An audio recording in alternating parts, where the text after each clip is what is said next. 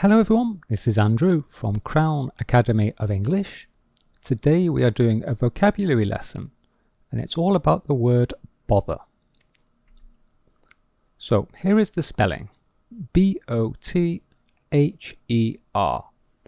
and the pronunciation is bother, bother. So in this lesson you will learn how to use bother as a verb, as a noun, and finally a very common expression with the word bother. So let's start with this. Bother as a verb. So the meaning is to make an effort to do something. And when we use bother as a verb, we usually use it in the negative form. And so the meaning is to not make an effort to do something. So here is the form, bother, followed by the infinitive form of a verb, or the ing form of a verb. So both are possible and the meaning is exactly the same. Okay, so you can choose. An example. He never bothers to clean his boots. So he never bothers to clean his boots. The meaning is he never makes an effort to clean his boots. Okay, so this is a negative, never bothers, followed by the infinitive. Or if we prefer to use the ing form, we say he never bothers cleaning his boots. And the meaning is the same. Another example, it was raining, so he didn't bother to go out. So here we have the past tense, it was raining. So we put bother also in the past tense. He didn't bother to go out. So didn't bother, this is the past simple form. And then we have the infinitive, to go out. Or with the ing form, he didn't bother going out. Okay, so here we have the ing form.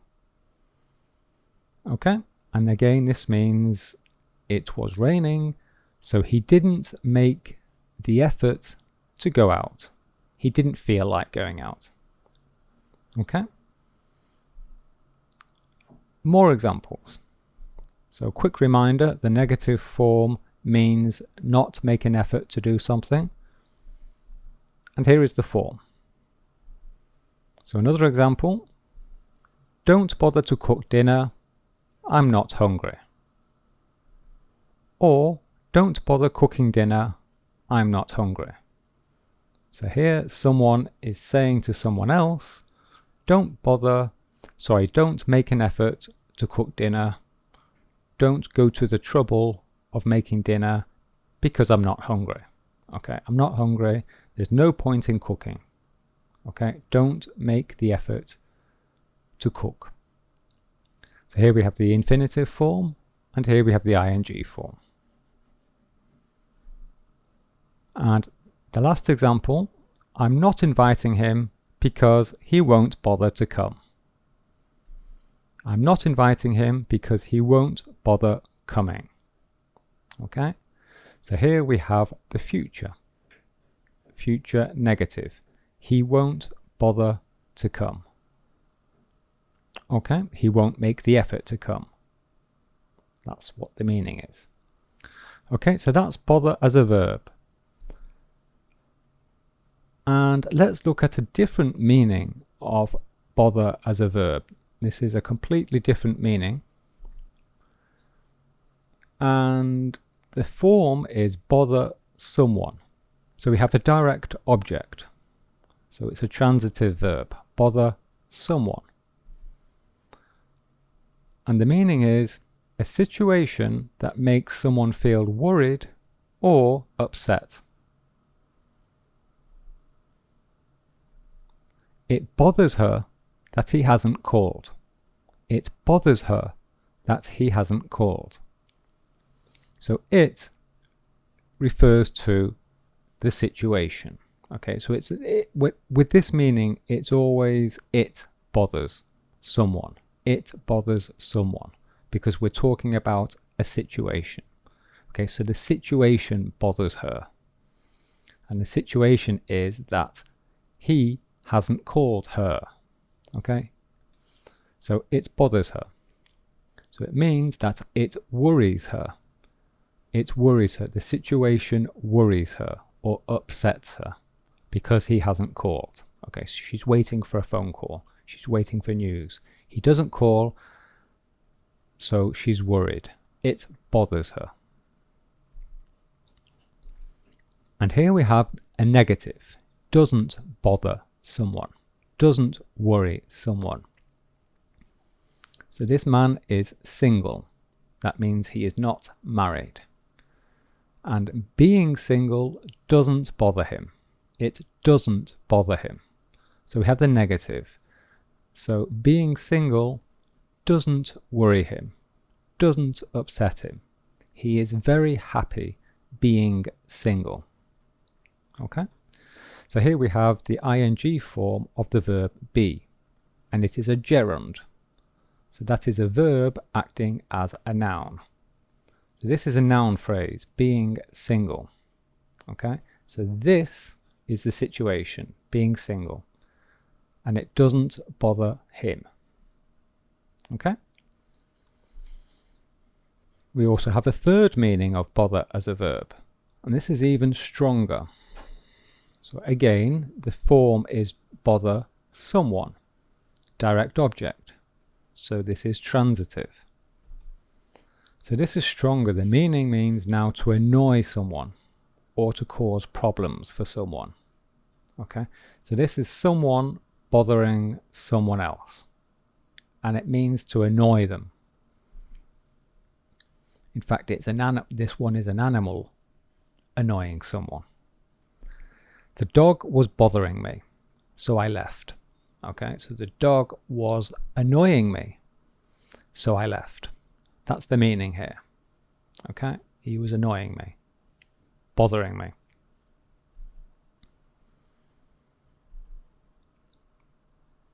Okay, so this is the boss. And we like the boss. We like our boss. He never bothers us. So here we have a negative. So he never bothers us. This means he never annoys us. Okay, he's friendly. We like him. He never hassles us. He never causes problems for us. He's a nice boss. We like him. He never bothers us. Okay. Now let's look at bother as a noun. And the meaning is, or the form and the meaning is as an uncountable noun. And it means trouble or problems. So he's looking for directions. He's looking for an address. But he's having bother finding the address. He's having bother finding the address. So this means he's having trouble finding the address. Or, yes, he's having difficulty finding the address. Okay. So he's having bother or he's having trouble finding the address is the same meaning. David asks, "Can you help me carry these boxes?" And Mark replies, "Sure, that's no bother." That's no bother. So if you say that's no bother, it means, yeah, no problem, of course. That's no trouble. Okay, it just means yes, of course. Okay, it's no trouble. That's no bother. And another example. So it's the same, uncountable, same meaning. It's just another example. Are you going to visit London tomorrow? No, it's too far. It's not worth the bother. It's not worth the bother. So imagine that, for example, London is 200 miles away. Okay, 200 miles away. So it's perhaps 4 hours drive. Okay, and maybe the visit was only for 2 hours. So 4 hours in the car is not worth the bother. Not worth the bother. It's another way of saying it's not worth the trouble. Okay. The journey is too long. It's not worth it. It's not worth the bother. Okay. And finally, a very, very useful and common expression, particularly in British English. We use this a lot. First of all, let's form this expression. So we can form an adjective from the verb bother. We can do this with most verbs, in fact. So we take the verb bother and we take the past participle. So this is the base form of the verb, and then we look at the past participle, which is bothered. And then this becomes an adjective. Okay? So we now take this and we make an expression. Can't be bothered. Can't be bothered. And it's followed by an infinitive or an ing form. And it's the same meaning.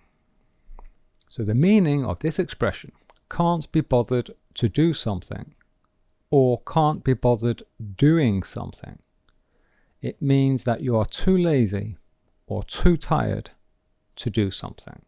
Okay, so you really don't feel like doing something. Okay, you're tired, you're exhausted, you're feeling lazy. Then we say you can't be bothered. So here is a common example.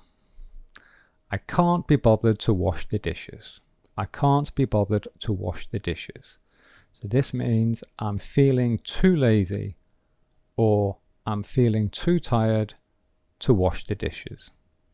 Here we have the infinitive and here we have the ing form. The meaning is the same.